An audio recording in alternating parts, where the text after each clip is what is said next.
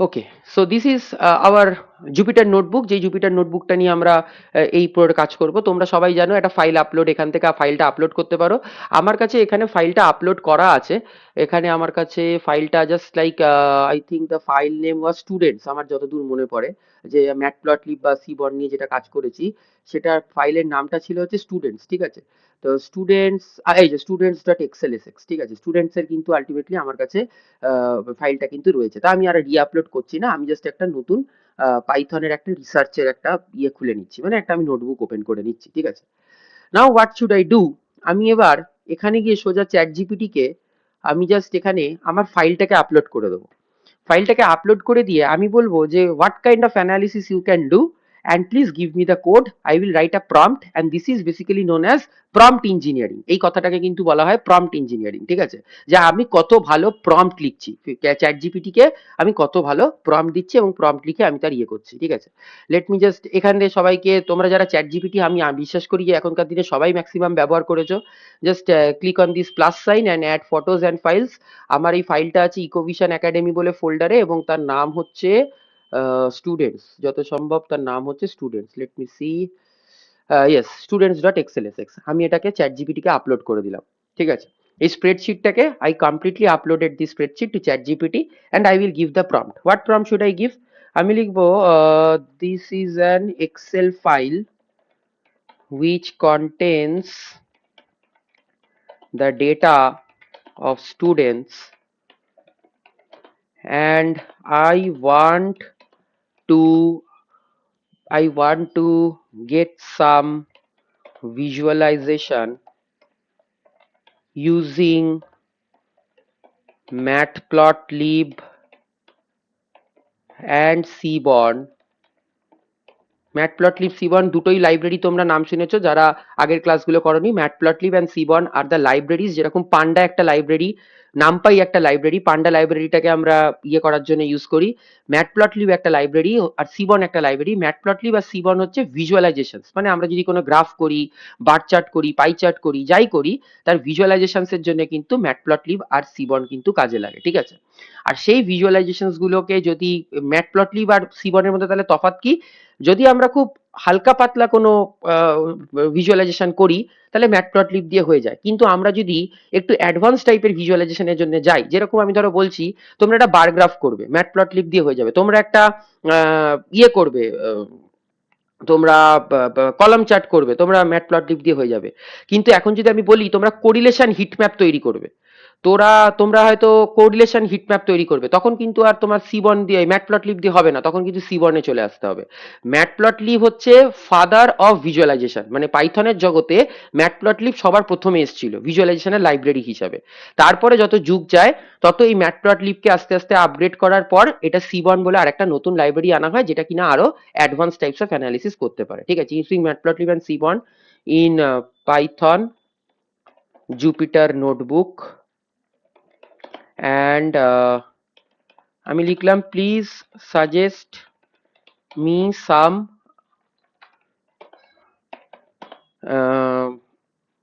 unique visuals that I can go for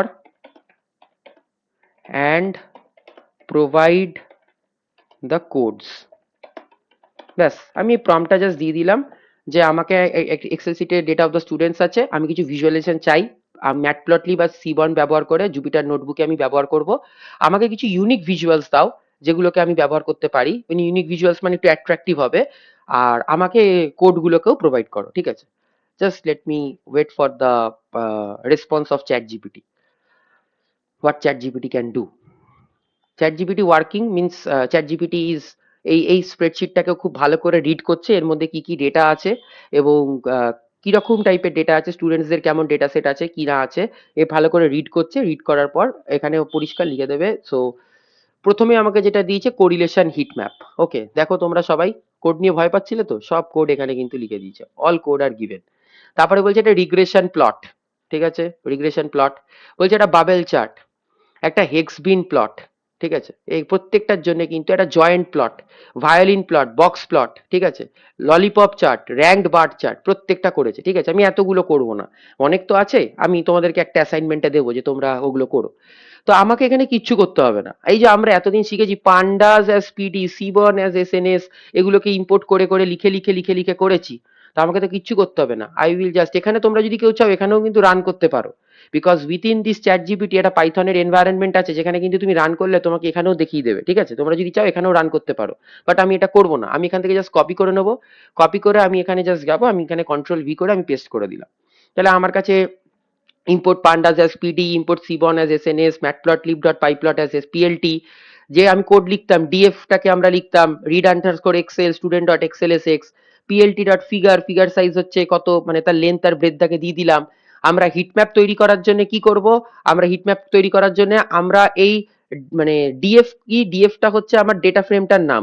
তাহলে data frame DF dot drop columns, কোন columns এর উপর আমরা স্টুডেন্ট আইডিটাকে ড্রপ করে দেবো। কেন, স্টুডেন্ট আইডি কি হিটম্যাপের জন্য কোনো কাজে লাগবে? তার উত্তর হচ্ছে না। স্টুডেন্ট আইডি মানে কি 001 002, রোল নাম্বার, রোল নাম্বার কি আমার কোরিলেশনে কোনো কাজে লাগে? তার উত্তর হচ্ছে না। তাই জন্য আমি লিখলাম DF dot drop columns equals to student ID, মানে আমার ওই স্টুডেন্ট আইডি বলে যে কলামটা আছে ওই এক্সেল ফাইলে সেটাকে ড্রপ করে দিয়ে বাদ বাকি যে কটা আছে তার উপর কিন্তু কোরিলেশন বের করা। আমি দেখে নিই কার কার কার কার কি আছে। স্টুডেন্ট মানে স্টাডি আওয়ার্স, অ্যাটেন্ডেন্স আর মার্কস, এই তিনটের উপর কোরিলেশন হিটম্যাপ তৈরি করতে বলছে। স্টুডেন্ট আইডিটা তার মানে আমার কোনো কাজে লাগবে না, তার কারণ হচ্ছে ওটা দিয়ে কোরিলেশন বের করার তো কোনো মানে হয় না, ওটাতে তো 001 002 003 এরকম করে করে করে করে আছে। ঠিক আছে, দিয়ে আমি আলটিমেটলি পুরো আমার কোডটাকে দিয়ে দিল, আমার কাছে যা যা আছে সব দিয়ে দিল। আমি এবার কি করব, জাস্ট এই কোডটাকে আমি পুরোটাকে ধরে আমি রান অল সেলস করে দেবো, তাহলে আমার কাছে কিন্তু কোরিলেশন হিটম্যাপটা চলে আসবে। ঠিক আছে, সো আমার কাছে এই জায়গাটা, তার মানে আমরা যদি ভালো করে দেখি যে আমরা এতদিন যা যা পড়ে এলাম, আমরা এতদিন যা যা পড়ে এলাম, যা যা করলাম, সেই প্রত্যেকটা জিনিসে কিন্তু আমরা প্রথমে ভয় পাচ্ছিলাম যে আমরা কোডটা, এত কোড মাথায় রাখবো কি করে। ঠিক আছে, আর সত্যি কথা বলতে ইফ ইট ওয়াজ 2016 or 2015, সেটা কিন্তু আলটিমেটলি মাথায় রাখতেও হতো, করতেই হতো, তার কারণ হচ্ছে যে তাছাড়া কোনো উপায় ছিল না। ঠিক আছে, কিন্তু বিষয়টা হচ্ছে যে আমরা 2026-এ দাঁড়িয়ে আছি, আমার কাছে কিন্তু কোরিলেশন হিটম্যাপটা কিন্তু দিয়ে দিল। সেই কোরিলেশন হিটম্যাপ কি দেখায়, what does a correlation heatmap shows, correlation heatmap দুটো আলটিমেটলি তিনটে বা চারটে যত ভেরিয়েবলস থাকুক তাদের মধ্যে কোরিলেশন গুলো দেখায়। মানে ইফ আই সি মার্কস আর এখানে মার্কস, মার্কস আর মার্কসের মধ্যে কোরিলেশন সবসময় কত হবে, 1। তাই জন্য দেখো কোরিলেশন হিটম্যাপের ব্যাপারটা হচ্ছে যত ডার্ক কালার তত বেশি কোরিলেটেড, আর যত লাইট কালার তত কম কোরিলেটেড। তাহলে এখানে আমার সবচেয়ে বেশি কোরিলেটেড হচ্ছে মার্কস আর মার্কসের মধ্যে তো সবসময় 1 হবে, অ্যাটেন্ডেন্স আর অ্যাটেন্ডেন্সের মধ্যে তো 1 হবে, স্টাডি আওয়ার্স আর স্টাডি আওয়ার্স, তার মানে এই তিনটে বক্স তো সেম জিনিসের উপরই কোরিলেশন দেখাচ্ছে, তাই জন্য 1 1 হয়ে বসে আছে। ঠিক আছে, কিন্তু আমি যদি দেখি মার্কস আর অ্যাটেন্ডেন্স, এটার মধ্যেও কিন্তু একটা পজিটিভ কোরিলেশন আছে, মানে মানে মার্কস আর মার্কসের মধ্যে তো কোরিলেশন হবে, সেটা তো খুব স্বাভাবিক কথা, কিন্তু আমি এখানে দেখতে পাচ্ছি মার্কস আর অ্যাটেন্ডেন্সের মধ্যে একদম পারফেক্ট কোরিলেশন আছে। মার্কস আর স্টাডি আওয়ার্স, মার্কস আর স্টাডি আওয়ার্স এর মধ্যে 0.99, তার মানে একটু কোরিলেশনটা 0.1 কম, এগুলোর থেকে একটু কম, তাই জন্য কালারটা কিন্তু একটু লাইট। ঠিক আছে, তাহলে আমরা যদি একটা কোরিলেশন হিটম্যাপ তৈরি করতে চাই বা কোরিলেশন, প্রত্যেক কোরিলেশন হিটম্যাপ, তাহলে আমাকে প্রত্যেকটার সাথে প্রত্যেকের দেখায়। স্টাডি আওয়ার্স এর সাথে স্টাডি আওয়ার্স 1, স্টাডি আওয়ার্স এর সাথে অ্যাটেন্ডেন্স হচ্ছে এই বক্সটা 0.99, স্টাডি আওয়ার্স এর সাথে মার্কস হচ্ছে 0.99। ঠিক আছে, তাহলে কোরিলেশন হিটম্যাপ আমাকে দেখায় যে প্রত্যেকটা ভেরিয়েবলের সাথে প্রত্যেকটা ভেরিয়েবলের কোরিলেশনটা কেমন ভাবে স্টাডি করা যেতে পারে। এন্ড আমি কিন্তু এখানে একটা লাইন কোড লিখিনি, আমি তো এখানে একটা লাইন কোড লিখিনি, আমি যা করেছি পুরোটাই চ্যাট জিপিটি কে দিয়ে দিয়েছি, ও আমাকে যেটা দিয়েছে সেটাকে শুধু কপি করে পেস্ট করে দিয়েছি, আমি এখানে একটা লাইনও কোড কিন্তু লিখিনি। ঠিক আছে, সেম ভাবে আমি যদি আবার চলে যাই, পরেরটা কি দিয়েছিল, পরেরটা দিয়েছিল রিগ্রেশন প্লট। আমি একটা রিগ্রেশন প্লট করার জন্য এটাকে কপি করে নিই, এই সেলটাকে, এইটাকে পুরো কপি করে নিলাম, আমি এখানে চলে গেলাম, এটাকে আবার কন্ট্রোল ভি দিয়ে পেস্ট করে দিলাম, দিয়ে পেস্ট করে দিয়ে আমি এখানে রান অল সেলস করে দিই, রান অল সেলস করে দিলে আমার কাছে একটা রিগ্রেশন প্লট। ঠিক আছে, এইবার আমি বারবার যেটা বলি, আমাদেরকে তার মানে কিন্তু শিখতে হবে যে আমি কোন ভেরিয়েবল গুলোকে নিয়ে কাজ করছি, কি মডেল। আমি যদি রিগ্রেশন প্লট না জানি তাহলে আমার পাইথন মেশিন লার্নিং জেনেও কোনো লাভ নেই। তার কারণ হচ্ছে আমি রিগ্রেশন প্লট মানে কি, একটা রিগ্রেশন করা, রিগ্রেশন লাইনটাকে ফিট করা। আমরা লিখি তো y equals to alpha plus beta xi, তা সেইখানে আমাদের যখন লাইনটা আমরা যখন dy dx বের করি তখন আমাদের কি বেরোয়, বিটা, বিটাটা আমার স্লোপ হয়ে যায়। তাহলে আমাদের এই যে লাইনটাকে আমরা এই মানে সিম্পল লিনিয়ার ফাংশন বা সিম্পল লিনিয়ার রিগ্রেশন ফাংশন যেটাকে আমরা আঁকি, সেটা তো আমাদের একটা স্ট্রেট লাইন হয়ে যায়। ঠিক এখানেও ওই রিগ্রেশন প্লটটাকে তৈরি করা হয়েছে। এইখানেও কিন্তু ওই রিগ্রেশন প্লটটাকে তৈরি করা হয়েছে, কার কার মধ্যে করা হয়েছে, এখানে এফেক্ট দেখা হয়েছে স্টাডি আওয়ার্স এর আর মার্কস এর।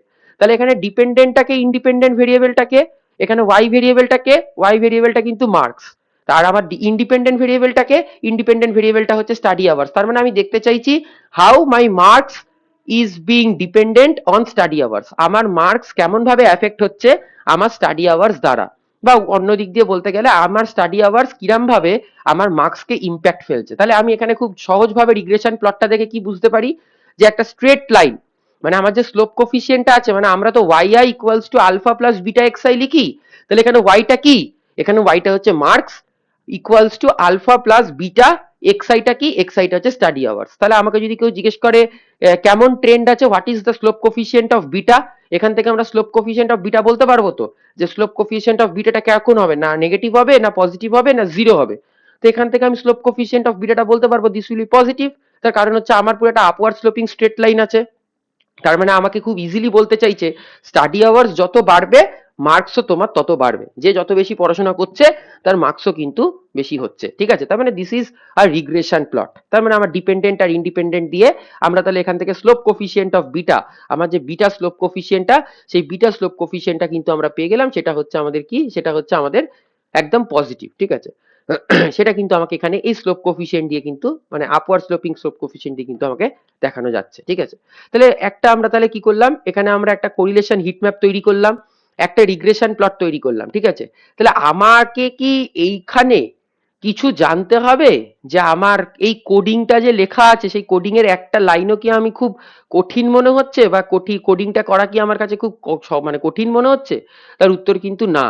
তার কারণ হচ্ছে যে কোডিংটা এই কারণে কঠিন মনে হচ্ছে না, because each and every line is being provided, প্রত্যেকটা লাইন কিন্তু দেওয়া আছে, প্রত্যেকটা লাইন কিন্তু আলাদা করে একদম সাজানো আছে, এবং সেটাকে জাস্ট আমি কপি করে পেস্ট করছি। আমাকে দুটো জিনিস জানতে হবে, যে আমি ওয়াই ভেরিয়েবলটাকে কাকে রাখবো আর এক্স ভেরিয়েবলটাকে কাকে রাখবো, because this is for we are being paid. আমরা যে ইন্ডাস্ট্রিতে কাজ করি, যখন ইন্ডাস্ট্রিতে আমরা কিছু মানে একটা রিগ্রেশন চালাবো বা একটা কোরিলেশন চালাবো, সেইটা হচ্ছে আমাদের কোন কোন ভেরিয়েবল গুলোকে নিয়ে ইম্প্যাক্টটা দেখবো, বা কোন ভেরিয়েবলের উপর রিগ্রেশন প্লট দেখবো, কোন ভেরিয়েবলের উপর আমরা কোরিলেশন প্লট দেখবো, সেগুলো কিন্তু আলটিমেটলি আমাকে ইয়েতে কিন্তু দেখাবে। ঠিক আছে, পরেরটা দেখা যাক কি দিয়েছিল, একটা বাবেল চার্ট দিয়েছিল। বাবেল চার্ট কার কার দিয়েছিল, অ্যাটেন্ডেন্সের। ঠিক আছে, অ্যাটেন্ডেন্সের একটা বাবেল চার্ট দিয়েছিল, আমি জাস্ট এটাকে কপি করি। বাবেল চার্ট হচ্ছে কিন্তু একটা বাবেল চার্ট বেসিক্যালি ইউজ হয় হচ্ছে আমাদের ইয়েতে, মানে আমাদের, তোমরা যদি কেউ পাওয়ার বিআই কোর্স যারা করছো তারা জানতে পারবে, বাবেল চার্টটাকে কদিন আগেই দেখাচ্ছিলাম, যে একটা ম্যাপের মধ্যে কেমন করে বাবেলস গুলো ফুটে ফুটে ওঠে, যেখান থেকে আমরা সিগনিফাই করতে পারি যে বাবেলটা যত বড় তত আলটিমেটলি আমার প্রফিট, বা তত আমার ইয়েতে, পাওয়ার বিআই যে কোর্সটা হয় সেখানে দেখাচ্ছিলাম। তো এখানেও আমরা একটা বাবেল চার্ট বের করি, জাস্ট কপি করে পেস্ট করলাম। এখানে আমাকে কি করেছে, এখানে আমার কার কার মধ্যে বাবেল চার্ট হচ্ছে, আমার স্টাডি আওয়ার্স আর মার্কস এর ওপর একটা কিন্তু বাবেল চার্ট হচ্ছে, এবং আমাকে এখানে এক্স এর লেভেল দিয়ে দিয়েছে। এক্স লেভেল মানে এক্স অ্যাক্সিস এর যে নাম, ওয়াই লেভেল মানে ওয়াই অ্যাক্সিস এর নাম, title of the chart, title of the chart মানে আমি পড়িয়েছি পিএলটি ডট টাইটেল দিয়ে আমরা কি লিখি, bubble chart of student performance দিয়ে PLT dot show. Just let me copy, আর আমি এটাকে রান করে নিই। আচ্ছা, একটা জিনিস আমি সবাইকে বলি, সেটা হচ্ছে, আচ্ছা এটা আমি একটু পরের দিকে বলছি, প্রথমে আমি করে নিই। তো বাবেল চার্ট আমাকে কি দেখাচ্ছে, যে প্রত্যেকটা স্টুডেন্ট কেমন ভাবে concentrated, just kind of scatter plot, আমরা যেরকম স্ক্যাটার প্লট করি সেরকমই বাবেল চার্ট করি। বাবেল চার্ট আমাকে দেখায় হচ্ছে আমাদের প্রত্যেকটা স্টুডেন্ট কেমন ভাবে কনসেন্ট্রেটেড, মানে যার স্টাডি আওয়ার্স 2 ঘন্টা, তারা সবাই কম বেশি কত নম্বর পাচ্ছে, 50 বা 50-এর কাছাকাছি পাচ্ছে। তার মানে আমি বলতে পারি যারা 2 ঘন্টা পড়াশোনা করছে অন অ্যান অ্যাভারেজ 50 মার্কস পাচ্ছে। যাদের স্টাডি আওয়ার্স 3 ঘন্টা, তারা অন অ্যান অ্যাভারেজ কত মার্কস পাচ্ছে, 55 আওয়ার্স পাচ্ছে। এরকম করে করে যাদের স্টাডি আওয়ার্স 8 ঘন্টা, তারা অন অ্যান অ্যাভারেজ 80 মার্কস পাচ্ছে। কিন্তু একটা ব্যাপার আছে, একটাই ছাত্র আছে, বা ছাত্র হতে পারে বা ছাত্রী হতে পারে, একটাই স্টুডেন্ট আছে যে কিন্তু প্রত্যেকটা চার্টকে যদি ভালো করে দেখো, সব কটা কিন্তু কনসেন্ট্রেটেড, এগুলো কিন্তু এই যে গোল গোল গোল গোলগুলো এগুলো কিন্তু স্টুডেন্টের ডেটা সেট। ঠিক আছে, সব কটাই কিন্তু কনসেন্ট্রেটেড, প্রত্যেকটা একে অপরের সাথে কিন্তু একটু একটু করে কনসেন্ট্রেটেড, এটা কনসেন্ট্রেটেড, এটা কনসেন্ট্রেটেড, এটা প্রত্যেকটা কিন্তু কনসেন্ট্রেটেড। কিন্তু যদি আমি এই ডেটা সেটটাকে দেখি, তার মানে যারা 8 ঘন্টা পড়াশোনা করছে তাদের মধ্যে একজন আছে যে কিন্তু অন অ্যান অ্যাভারেজ 80 মার্কস পাচ্ছে বলা যাবে না, কারণ কি সে একটুখানি কনসেন্ট্রেশনের বাইরে এসছে, সে একটু কনসেন্ট্রেশনের বাইরে এসছে। মানে লেট মি শো, এটাকে বাবেল চার্ট না, এটাকে স্ক্যাটার প্লট দেখালে আরো ভালো হবে। গিভ ফর স্ক্যাটার প্লট আমি দেখাচ্ছি, scatter plot between study hours and marks. Scatter প্লটটা দেখলে বুঝতে পারবে। আচ্ছা, এটাকে আমি কপি করে নিই, এত বড় দিয়েছে, ঠিক আছে। এটা হচ্ছে, আমি তাহলে এখানে চলে যাই, এখানে গিয়ে আমি জাস্ট একটা নতুন ইয়েতে স্ক্যাটার প্লটটাকে দিয়ে দিই। অনেক বড় কোড দিয়েছে, লিখে লিখে দিয়েছে। তো হোয়াট আই উইল ডু, আমি এখান থেকে, ওহো, আবার এত বড় তো দেওয়ার দরকার ছিল না, এগুলো তো অলরেডি লেখা আছে। ঠিক আছে, এটাকে পুরোটাকে আমি কপি করে নিলাম, রান অল সেলস। ওকে, আমি স্ক্যাটার প্লটটা একটু দেখি। এই যে স্ক্যাটার প্লটটাকে যদি ভালো করে দেখি, অ্যানালাইজ করি, এখানে আমি খুব ভালো মতন দেখতে পাচ্ছি যারা 2 ঘন্টা পড়াশোনা করছে তারা কিন্তু 50 মার্কসের আশেপাশেই নাম্বার পাচ্ছে, মানে এই 50-র কাছাকাছিই পাচ্ছে, 50-র থেকে নিচে একজন হচ্ছে ওপরে আছে, তারা দেখতে পাচ্ছি। যারা 3 ঘন্টা পড়াশোনা করছে তারাও কিন্তু 55-এর কাছাকাছিই পাচ্ছে, মানে অন অ্যান অ্যাভারেজ সাথে 55 বলা যায়। এরকম করতে করতে প্রত্যেকটা স্টুডেন্টের ডেটা সেট, মানে আমরা এদিকে এক্স অ্যাক্সিসে মেপেছি স্টাডি আওয়ার্স কতক্ষণ পড়াশোনা করছে, আর ওয়াই অ্যাক্সিসে মেপেছি মার্কস অফ 10 কতটা নাম্বার পেয়েছে। প্রত্যেকটা স্টুডেন্টের ডেটা সেটটাকে যদি আমি ভালো করে অবজার্ভ করি, তাহলে যেটা দেখতে পাচ্ছি যে প্রত্যেকের থেকে আমার কাছে একজন কিন্তু কনসেন্ট্রেশন আছে, প্রত্যেকের থেকে কিন্তু কনসেন্ট্রেশন আছে।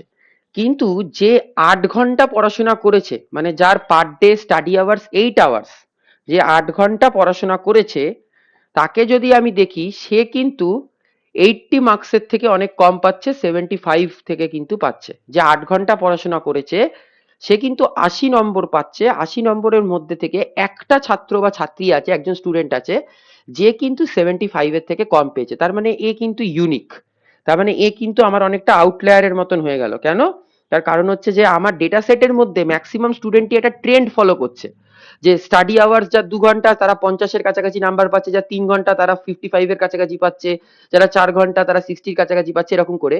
কিন্তু যারা 8 ঘন্টা পড়াশোনা করছে তারা কিন্তু 80-র মধ্যেই পাচ্ছে, কিন্তু একজন আছে যে পুরো সবার থেকে ইউনিক, সে মাত্র মানে 80-র থেকে অনেক কম নাম্বার পাচ্ছে, বা 75-এর থেকেও কম নাম্বার পাচ্ছে। তার মানে this can be one type of analysis. আমি এটাকে খুব লেম্যানস ভিউ থেকে যদি দেখি, তাহলে আমি বলতে পারবো যে তার মানে আমার কাছে কিছু ডেটা সেটের ডেটা পয়েন্ট আছে, একটা ডেটা পয়েন্ট আছে যে হচ্ছে অনেক বেশি পড়াশোনা করেও আলটিমেটলি সে কম পাচ্ছে।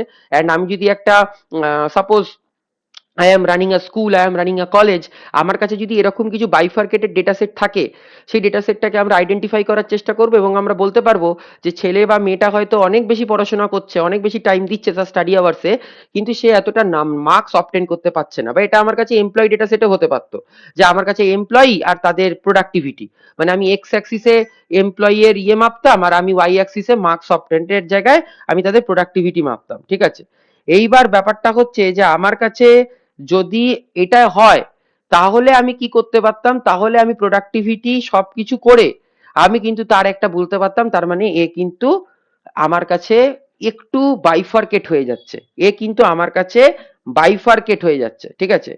এইবার ব্যাপারটা হচ্ছে তাহলে আমরা তার উপর একটা স্পেশাল ইয়ে করতে পারতাম, তার মানে আমরা একটা স্পেশাল একটা অ্যাসাইনমেন্ট রাখতে পারি, যে যেই ছেলেমেয়েরা তার মানে বাইফার্কেট হয়ে যাচ্ছে, বেশি পড়াশোনা করছে, তাতেও নাম্বার কম পাচ্ছে, তাদের জন্য আমরা স্পেশাল অ্যাসাইনমেন্ট রাখতে পারি। যেই এমপ্লয়িরা প্রচুর ইয়ে করছে কিন্তু তারা আলটিমেটলি বাইফার্কেট হয়ে যাচ্ছে, তাদের জন্য আমি একটা স্পেশাল একটা সেশন রাখতে পারি, একটা ভোকেশনাল ট্রেনিং রাখতে পারি। তাহলে এইগুলো দিয়ে কিন্তু একটা স্ক্যাটার প্লটে, কিন্তু এই যে স্ক্যাটার প্লটটাকে তৈরি করলাম, এটাকে যদি আমি ম্যাট প্লট লিপ দিয়ে যদি শুধু তৈরি করতাম, তাহলে কিন্তু এত সুন্দর আসতো না। প্রথমে আমি বললাম না যে ম্যাটপ্লটলি বা সিবনের মধ্যে ডিফারেন্স কি, এটা যত সুন্দর দেখতে লাগছে, মানে একদম গ্রিড করা, তার সাথে পয়েন্টস গুলো খুব ভালো ভিজিবল, এটা যদি আমি শুধুমাত্র ম্যাটপ্লটলিপ ব্যবহার করতাম তাহলে কিন্তু এত সুন্দর আসতো না। এটাকে আগের দিনের ক্লাসে কিন্তু আমি ম্যাটপ্লটলিপ দিয়ে করেছি, ঠিক আছে। আগের দিনের ক্লাসের কেউ ভিডিওটা দেখবে, দেখবে এত সুন্দর আসেনি। এটা এত সুন্দর কেন এলো, তার কারণ হচ্ছে এটাকে আমি টাস্ক দিয়েছিলাম, এটাকে আমি অ্যাসাইনমেন্ট হিসাবে দিয়েছিলাম। এটা এত সুন্দর এলো তার কারণ হচ্ছে এটাকে আমরা sns.scatterplot করেছি, মানে আমরা সিবর্ন লাইব্রেরিটাকে ব্যবহার করেছি। আমি বারবার বলছি ম্যাটপ্লটলিব হচ্ছে অনেক পুরনো ছিল, কিন্তু ব্যাপারটা হচ্ছে ম্যাটপ্লটলিবের থেকে অনেক আপগ্রেডেড, বা খুব ভালো ইয়ে করার জন্য সি বন্ড কিন্তু ব্যবহার করা হয়, অনেক ইয়ে করার জন্য কিন্তু সি বন্ড কিন্তু ব্যবহার করা হয়। ঠিক আছে, তাহলে আমরা একটা এখান থেকে স্ক্যাটার প্লট পেয়ে গেলাম। ঠিক আছে, আর কি কি দিয়েছিল দেখলাম, এখানে দিয়েছে scatter plot with regression line, এটা তো আমরা অলরেডি করেছি। Scatter plot coloured by attendance, এটা দেখি, এটা কপি করে দেখি, কপি করে পেস্ট করে দেখি যে বাই অ্যাটেন্ডেন্স মানে অ্যাটেন্ডেন্সের রেসপেক্টে আমাকে আলাদা আলাদা করে দেবে, অ্যাটেন্ডেন্সের রেসপেক্টে আমাকে পুরো আলাদা আলাদা করে করে ইয়ে করে দেবে। আমি এটাকে কপি করে নিই, আমি এখানে এটাকে গিয়ে run all cells, run all cells করি, দেখি কি আছে। হ্যাঁ, আমাকে কি সুন্দরভাবে দিয়ে দিল, আমাকে দিল হচ্ছে যে study hours versus marks coloured by attendance. তার মানে আমার অ্যাটেন্ডেন্স যত বেশি স্ট্রং হবে, মানে অ্যাটেন্ডেন্স পার্সেন্টেজ যত বেশি স্ট্রং হবে, তত আমার সেটা কি কালার দিয়ে রিপ্রেজেন্ট হবে, সেটা ইয়েলো লিস্ট দিয়ে রিপ্রেজেন্ট হবে।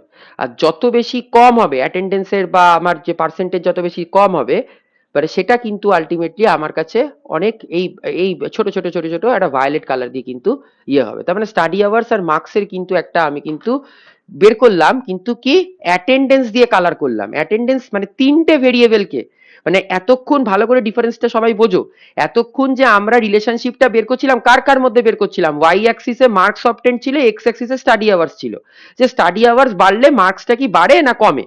তা আমরা যেটা দেখতে পেলাম, যারা 2 ঘন্টা পড়াশোনা করছে তাদের অন অ্যান অ্যাভারেজ 50 করে মার্কস আসছে, যারা 3 ঘন্টা পড়াশোনা করছে তারা অন অ্যান অ্যাভারেজ 55 করে পাচ্ছে, এরকম করে একটা প্যাটার্ন পেলাম।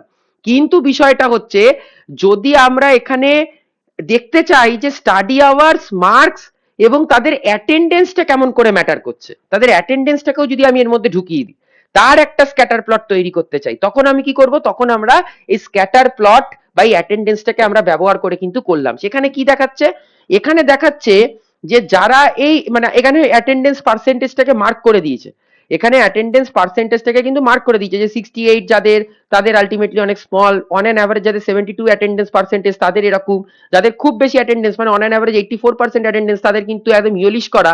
তাহলে এই অ্যাটেন্ডেন্স পার্সেন্টেজ গুলোকে কিন্তু আলটিমেটলি এখানে কিন্তু মার্ক করে দিয়েছে। তার মানে এতক্ষণ আমি দেখছিলাম যে একটা মানুষ কত দূর পড়লে কতটা মার্কস পায়, পরিষ্কার কথা। এখন আমি দেখছি যে একটা মানুষের স্টাডি আওয়ার্স এর সাথে তার মার্কসটা কেমন ভাবে related.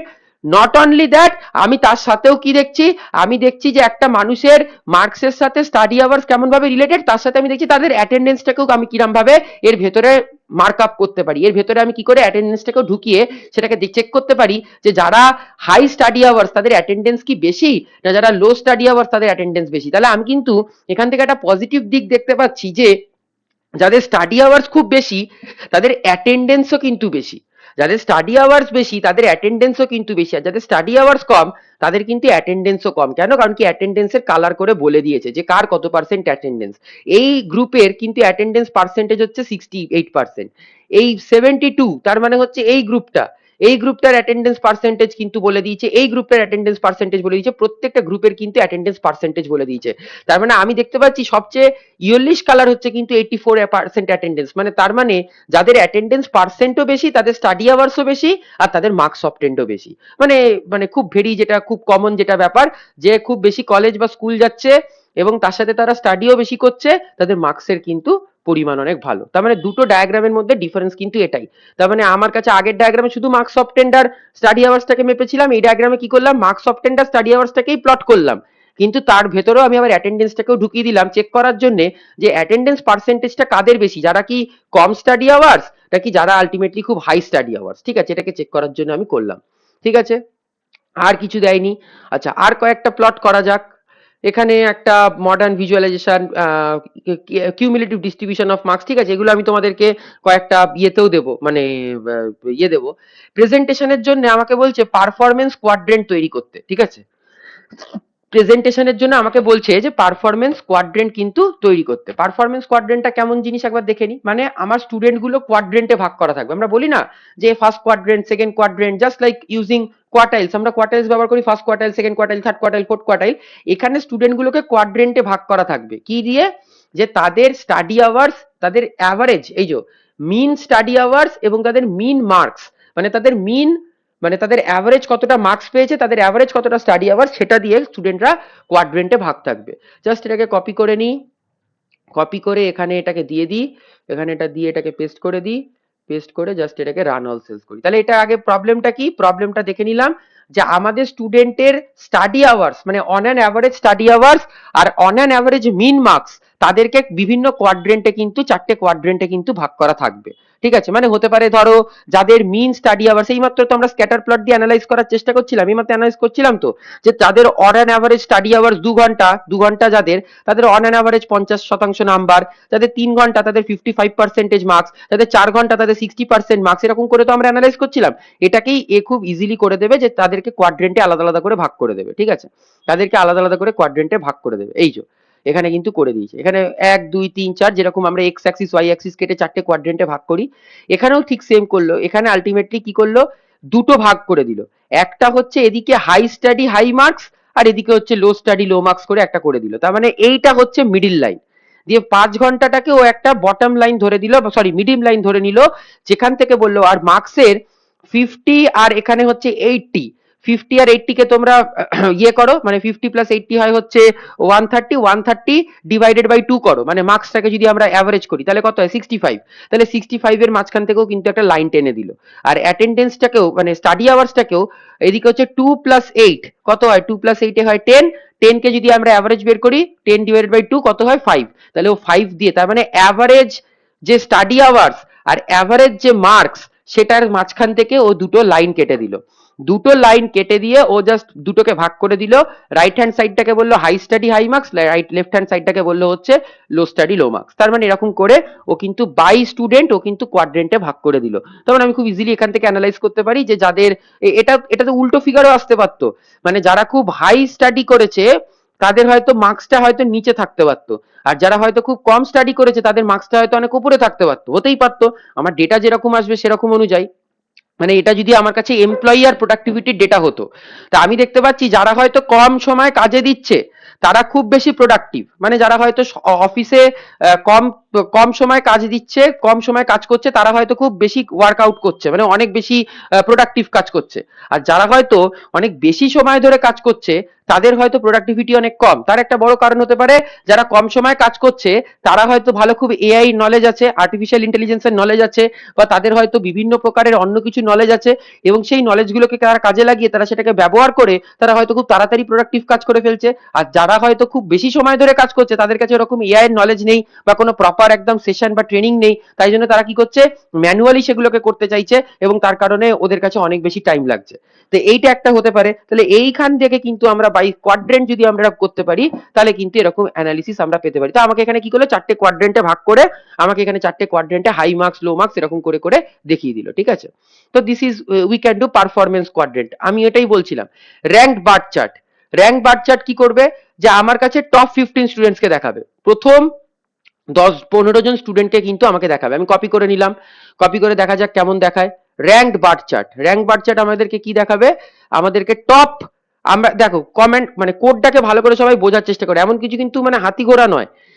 Top equals to DF, ডিএফটা কি আমার data frame, dot sort values marks ascending false দিয়ে হেড ব্র্যাকেটে 15। তার মানে হেড কমেন্টটাকে আমরা কখন ব্যবহার করি, ডিএফ ডট হেড ব্যবহার করি, তো কখন করি, প্রথম 5টা রোকে দেখার জন্য, তাই তো। তাহলে ঠিক ও কি বললো, প্রথম যে 15 জন আছে তাদেরকে তুমি টপ বলে নাম দাও, কোথা থেকে, ডিএফ আমার ডেটা ফ্রেম থেকে তুমি প্রথম 15 জনকে তুমি অ্যাসেন্ডিং অর্ডারে সাজাও, অ্যাসেন্ডিং অর্ডারে সাজিয়ে তাদেরকে টপ 15 বলে নাম দাও। দিয়ে তাদেরকে একটা ফিগার বললো, ফিগারের সাইজ দিল, কিরকম ফিগার হবে, বার হবে না পাই হবে নাকি অন্য কিছু হবে, তাই জন্য বার প্লট বলে দিল।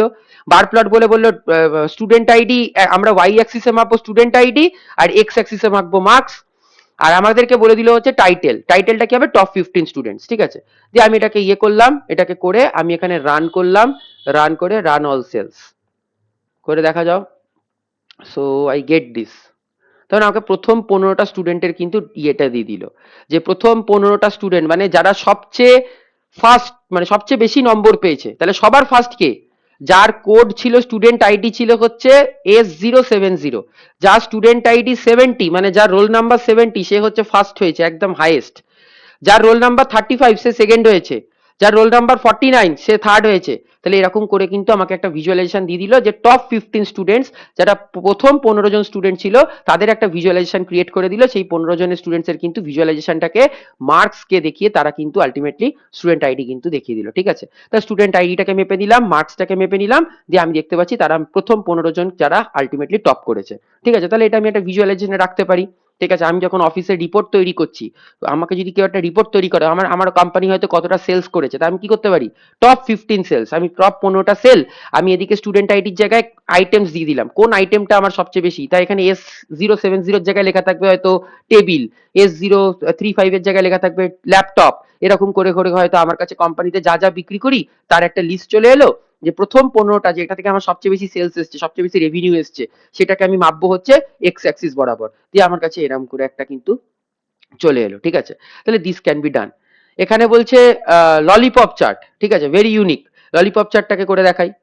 তাহলে জাস্ট গিভ মি একটা, এটাকে কপি করে দিই, কপি করে পেস্ট, ললিপপ চার্ট। ঠিক আছে, ললিপপ চার্টটাকে আমরা রান করি, রান অল সেলস। ললিপপ চার্টে যখন run all cells, okay, what does the lollipop chart do, আমাকে এই প্রথম 15টা স্টুডেন্টকে আমাকে ও জাস্ট একটা, এই দুটো ভিজুয়ালাইজেশনের মধ্যে তফাৎটা কি, এটাকে বার করে দিয়েছিল আর এটাকে জাস্ট ললিপপের মতন দেখতে করেছে, তাই জন্য এটার নাম হচ্ছে ললিপপ চার্ট। ঠিক আছে, এই ললিপপ চার্ট কি কাজ করেছে, সেম করেছে। আমরা যখন বার করেছিলাম তখন S070 মানে যে 70 রোল নাম্বার সেই সবচেয়ে হাইয়েস্ট পেয়েছিল, তাকে একদম ওপরে রেখেছিলাম। আর এ কি করেছে, এ উল্টে দিয়েছে, মানে S070 থেকে শুরু করেছে, সেই কিন্তু সবচেয়ে হাইয়েস্ট পেয়েছে, মানে সে 80 নাম্বারের ওপর, মানে 80%-এর ওপর মার্কস পেয়েছে। S035 এ কত পেয়েছে, একদম কাটায় কাটায় 80% পেয়েছে। S049 থার্ড হয়েছে, সে 80% থেকে একটু কম পেয়েছে। S084 মানে যার 84 রোল নাম্বার, সেও কিন্তু আগের জনের মতনই সেম পেয়েছে। তাহলে ললিপপ চার্ট আর এই বার চার্ট যেটাকে আমরা করেছি, এই দুটোর মধ্যে টপ বার চার্টের আর ললিপপ চার্টের মধ্যে ডিফারেন্সটা কি, ললিপপ চার্ট আমাকে দেখাচ্ছে একটা অন্য ভিজুয়ালাইজেশনের তরফ থেকে, আর আমাকে বার চার্ট দেখাচ্ছে একটা অন্য ভিজুয়ালাইজেশন। বার চার্ট আমাকে কি করছে, বার ডিক্লেয়ার করছে, সেগুলোকে প্রত্যেকটাকে বার করে করে করে করে দেখাচ্ছে। আর সেখানে আলটিমেটলি ললিপপ চার্ট কি করছে, যে আমাকে একটা ললিপপ ফ্রেমে কিন্তু দিচ্ছে। এবং তার ইয়েটা কি, যে বার চার্টে যখন আমি করেছিলাম তখন আমি দেখতে পাচ্ছি যে একদম ফার্স্ট হয়েছে তাকে ওপর থেকে নিচে অব্দি নামানো হয়েছে, আর ললিপপ চার্টে উল্টো, যে প্রথম 15 জনকে, মানে যে র্যাঙ্ক 1 থেকে র্যাঙ্ক 15 অব্দি নেওয়া হয়েছে, আর এখানে র্যাঙ্ক 15 থেকে র্যাঙ্ক 1 অব্দি নামানো হয়েছে। ঠিক আছে, আর এটার কিন্তু উল্টো, যে র্যাঙ্ক 1 থেকে র্যাঙ্ক 15 অব্দি নামানো হয়েছে। এটা আমরা দেখলেই বুঝতে পারবো, এটা নিয়ে খুব একটা ইয়ে নেই। আচ্ছা, হিস্টোগ্রাম করতে পারি, বক্স প্লট, এগুলো আমি সব ইয়েতে দেবো। Violin plot, violin plot very unique, দেখি ভায়োলিন প্লটটা করে দেখি। ভায়োলিন প্লটটা খুব ইউনিক একটা অ্যাসেসমেন্ট। ঠিক আছে, এই প্লটস গুলো তোমরা চেষ্টা করবে তোমাদের যখন কোনো প্রজেক্টস করো বা তোমরা বিভিন্ন রকম করে তোমরা বিভিন্ন জায়গায় তোমরা এগুলোকে শোকেস করার চেষ্টা করবে, যখন কোনো কনফারেন্সে যাও, যখন কোনো প্রেজেন্টেশন দাও, তখন এগুলোকে কিন্তু শোকেস করার চেষ্টা করবে। ঠিক আছে, ভায়োলিন প্লট, ভায়োলিন প্লটটা কি করেছে, এখানে কি করেছে, প্রত্যেকটা স্টুডেন্টের যে মার্কস আর তার অ্যাটেন্ডেন্স, এই দুটোকে নিয়ে কিন্তু আলটিমেটলি ও একটা করে জাস্ট ডিস্ট্রিবিউশন তৈরি করেছে। মানে হতে পারে তো যে আমার, মানে কনসেন্ট্রেশনটাকে ভালো করে বোঝো, যে যাদের অ্যাটেন্ডেন্স হয়তো একটু কম, তাদের একটা, তারা যে মার্কস পেয়েছে তারা সবাই মিলে একটা কনসেন্ট্রেশন তৈরি করতে পারে। যাদের অ্যাটেন্ডেন্স হচ্ছে একটু হাই বা একটু মিডিয়াম, তারা একরকম মার্কস পেয়েছে, তাদের কনসেন্ট্রেশনটা এক জায়গায় হতে পারে। তো ওরা কি করেছে, ওরা ডিস্ট্রিবিউশন তৈরি করেছে, যে আমরা ডিস্ট্রিবিউশন পড়ি না, যে ডিস্ট্রিবিউশনকে তৈরি করেছে। এখানে আমি যেটা দেখতে পাচ্ছি, আমার কাছে যেটা কুইক অ্যানালিসিসের জন্য দেখতে পাচ্ছি, যাদের লো, যাদের অ্যাটেন্ডেন্স হচ্ছে লো, মানে মিডিয়াম অ্যাটেন্ডেন্স গ্রুপে যাদের অ্যাটেন্ডেন্স হচ্ছে লো, তারা কিন্তু অ্যাটেন্ডেন্স গ্রুপের মধ্যে যারা লো, মিডিয়াম আর হাই তিনটে ক্যাটাগরি আছে।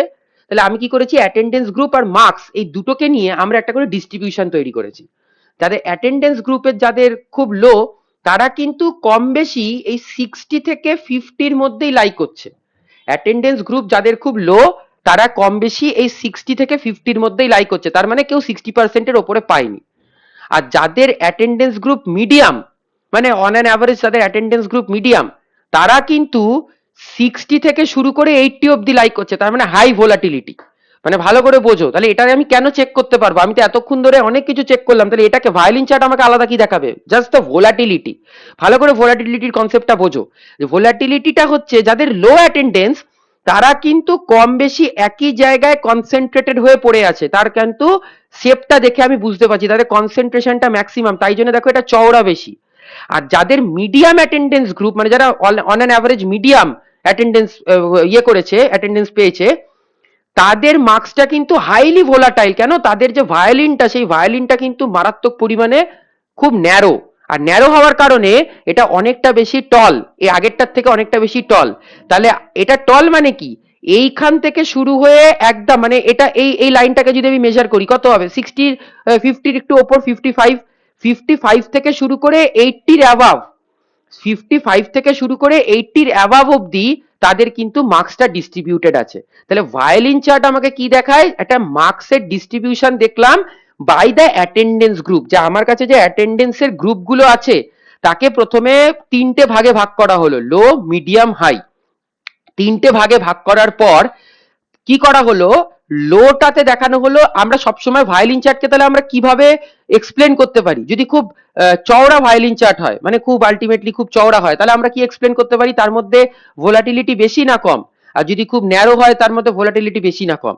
তাহলে যদি খুব চওড়া হয়, উইথটা খুব বেশি হয়, তাহলে ভোলাটিলিটি কম। তার কারণ হচ্ছে লোতে যারা আছে তাদের মার্কসের রেঞ্জটাকে দেখো, এখান থেকে শুরু হয়েছে আমার কারসার যেখানে, এইখানে শেষ হয়েছে, তার মানে অন অ্যান অ্যাভারেজ এই 40 থেকে শুরু করে 60-র মধ্যেই সবাই পাচ্ছে। কিন্তু যাদের মিডিয়াম, তাদের ভায়োলিনটা খুব ন্যারো, তার মানে তাদের কিন্তু 55, এই 55 থেকে শুরু হয়েছে, তাদের 80 অ্যাভাব অব্দি তাদের মার্কসটা ডিস্ট্রিবিউটেড আছে, তাদের মার্কসটা কিন্তু ছড়ানো আছে। তার মানে আমি কিন্তু এটা দেখে বুঝতে পারবো যে তাদের মার্কসটা কত বেশি ভোলাটাইল আর তাদের মার্কসটা কিন্তু কত বেশি কম ভোলাটাইল। এটা কিন্তু কনসেন্ট্রেশনটাকে কিন্তু আমরা এরকম করে চেক আউট করতে পারবো। তাহলে এইটা হচ্ছে কিন্তু ভায়োলিন চার্টের কাজ, হচ্ছে কিন্তু একটা ডিস্ট্রিবিউশন বের করা। এবং আমি এখানে মার্কস আর অ্যাটেন্ডেন্স গ্রুপের মধ্যে বের করেছি। তোমার কাছে যেরকম ডেটা থাকবে, আমি বারবার বলি এটাই আমাদের কাছে কাজ, এটাই আমাদের বুদ্ধি, যে আমরা কোন কোন ডেটা সেটটাকে নিয়ে কাজ করব, সেটার জন্য আমরা পড়াশোনা শিখছি।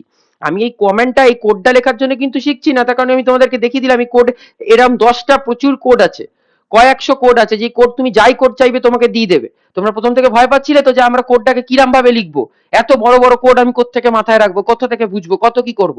Use AI, use artificial intelligence, artificial ইন্টেলিজেন্সকে এরকম করে ইউজ করে এরকম নতুন নতুন চার্টস তৈরি করো সবাই, তাদের তোমাদের যে প্রেজেন্টেশনস আছে সেই প্রেজেন্টেশনস গুলোতে দাও, এবং সেখান থেকে ডেটার একটা ইনসাইট বের করতে চাও। মানে বিশেষ করে এই লাস্টে যেটা দেখালাম ভায়োলিন চার্ট, এটা কত মানে কত ইউনিক একটা কনসেপ্ট। ভাবো যে আমার কাছে যত লো অ্যাটেন্ডেন্স গ্রুপ আছে তাদের ভায়োলিনটা অনেকটা বেশি চওড়া, তার মানে কি, তাদের আমি রেঞ্জটাকে চেক করতে পারছি, তাদের মার্কসের রেঞ্জটাকে নিচ থেকে শুরু করে ওপর অব্দি, তাদের রেঞ্জটা তো অনেকটা চওড়া, মানে এই চওড়া বলছি মানে তাদের উইথটা অনেকটা বেশি, কিন্তু লেন্থটা তো অনেক কম, হাইটটা তো অনেক কম। তার মানে কি, যারা লো অ্যাটেন্ডেন্স গ্রুপে আছে তারা খুব বেশি মার্কসে এগোয়নি, যারা লো অ্যাটেন্ডেন্স গ্রুপে আছে তাদের মার্কসটা কিন্তু কম বেশি ওই 50 থেকে 60-এর মধ্যেই কনসেন্ট্রেটেড, তাই জন্য তো আমার ওই লেন্থটা ওরকম। কিন্তু যারা মিডিয়াম অ্যাটেন্ডেন্স গ্রুপে আছে তাদের কিন্তু মার্কসটা অনেক বেশি ভোলাটাইল। যারা মিডিয়াম অ্যাটেন্ডেন্স গ্রুপে আছে, কিছু মানুষজন আছে তারা 50-র নিচে পেয়েছে, বা এই সরি 60-র নিচে পেয়েছে, আবার কিছু মানুষজন আছে তারা আবার 80-র ওপরে পেয়েছে। তার মানে খুব ভোলাটাইল। আমার কাছে যারা মিডিয়াম অ্যাটেন্ডেন্স করেছে তাদের মার্কস কিন্তু আমাদের কাছে খুব ভোলাটাইল। তা আমরা যখন কোন রকম মানে কোন অ্যাকচুয়াল র ডেটা নিয়ে কাজ করি, কোন রকম রিসার্চের জন্য বা কোন রকম প্রবলেম ফিট করার জন্য, তো হতেই পারে আমার কাছে এরকম ডেটা এসছে যেটাকে আমি ভায়োলিন চার্ট দিয়ে দেখতে পাচ্ছি, যে আমাদের কাছে যারা লো গ্রুপ আছে তাদের হয়তো মার্কসটা খুব কনসেন্ট্রেটেড, ওই কম বেশি একই জায়গার মধ্যে স্ট্রিক্ট, মানে ওই 40 থেকে 60-এর মধ্যে। কিন্তু যাদের অ্যাটেন্ডেন্সটা খুব মিডিয়াম, তারা মারাত্মক পরিমাণে তাদের অ্যাটেন্ডেন্সের চেঞ্জ। কারণ কি, তার হচ্ছে তারা 50-র তলা, 60-র তলা থেকে শুরু করে, এই সরি 50-র ওপর থেকে একটু শুরু করে 80 অব্দি, তারা 80-র ওপর অব্দি কিন্তু তারা স্টিক করছে। তাহলে এই জায়গাগুলো কিন্তু আমাদেরকে মাথায় রাখতে হবে। ওকে, তো আমি বারবার সেটাই বলি যে এরকম প্রচুর আরো আছে, এরকম